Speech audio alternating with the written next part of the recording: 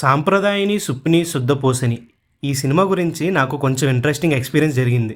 ఎందుకంటే ఫస్ట్ ఈ movie ETV విన్లో ఫిబ్రవరి 12 నుంచి డైరెక్ట్ ఓటీటీ స్ట్రీమింగ్ అవుతుందని అనౌన్స్ చేశారు. నేను కూడా స్పెసిఫిక్గా ఈ సినిమా కోసం ఈటీవీ విన్ సబ్స్క్రిప్షన్ కూడా తీసుకున్నా. కానీ రిలీజ్ డేట్ దగ్గరకు వచ్చేసరికి చూస్తే ఓటీటీ రిలీజ్ క్యాన్సిల్ అయ్యి డైరెక్ట్ థియేటర్ రిలీజ్ అని అనౌన్స్ చేశారు. సో ఇంకేం చేయలేక ఈరోజు మల్లికార్జున్ థియేటర్లో ఇప్పుడే 9:30 PM premiere show చూసొచ్చా.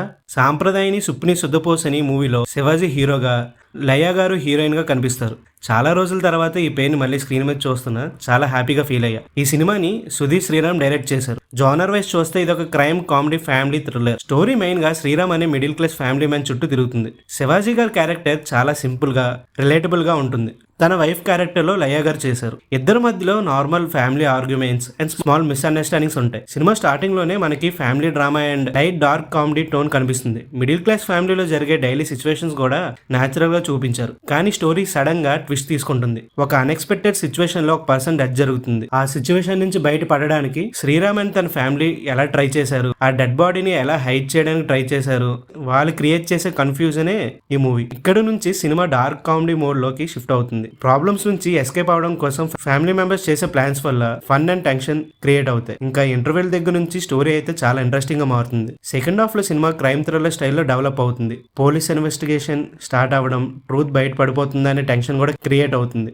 Director Sudheer Sriram ఈ స్టోరీని కామెడీ అండ్ సస్పెన్స్ ని మిక్స్ చేసి ప్రెజెంట్ చేయడానికి ట్రై చేశారు. కొన్ని సీన్స్ లో అయితే హ్యూమర్ సటిల్ గా ఉంది. కొన్ని ప్లేసెస్ లో అయితే సస్పెన్స్ కూడా చాలా బాగా మెయింటైన్ చేశారు. పర్ఫార్మెన్స్ గురించి చెప్పాలంటే శివాజీ గారి యాక్టింగ్ అయితే చాలా న్యాచురల్ గా ఉంది. ఫ్యామిలీ హెడ్ రోల్ లో కామెడీ అండ్ టెన్షన్ రెండు బ్యాలెన్స్ చేశారు. ఇంకా లయ గారి క్యారెక్టర్ కూడా స్ట్రాంగ్ గా డిజైన్ చేశారు. చాలా ఇయర్స్ గ్యాప్ తర్వాత ఆమె స్క్రీన్ మీద కనిపించడంతో నేనైతే చాలా హ్యాపీగా ఫీల్ అయ్యా. ఆమె పెర్ఫార్మెన్స్ కూడా సింపుల్ గా ఉంటుంది కానీ స్టోరీకి మాత్రం చాలా బాగా సపోర్ట్ చేసింది. ఇంకా సపోర్టింగ్ క్యారెక్టర్స్ గురించి మాట్లాడితే స్టోరీలో ఇంపార్టెంట్ రోల్ ప్లే చేశారు. వాళ్ళకి ఇచ్చిన కామెడీ సీన్స్ కి కొన్ని ప్లేసెస్ లో అయితే చాలా బాగా వర్కౌట్ అయ్యాయి, కానీ అన్ని ప్లేసెస్ లో మాత్రం వర్కౌట్ అవ్వలేదు. టెక్నికల్ గా చూస్తే సినిమాటోగ్రఫీ సింపుల్ గా ఉంది. బ్యాక్గ్రౌండ్ మ్యూజిక్ అయితే స్టోరీ మూడ్ కి చాలా బాగా సపోర్ట్ చేసింది. సినిమా ఫస్ట్ హాఫ్ లో అయితే కామెడీతో ఉంది, సెకండ్ హాఫ్ లో అయితే టెన్షన్ ఎక్కువ ఉంటుంది.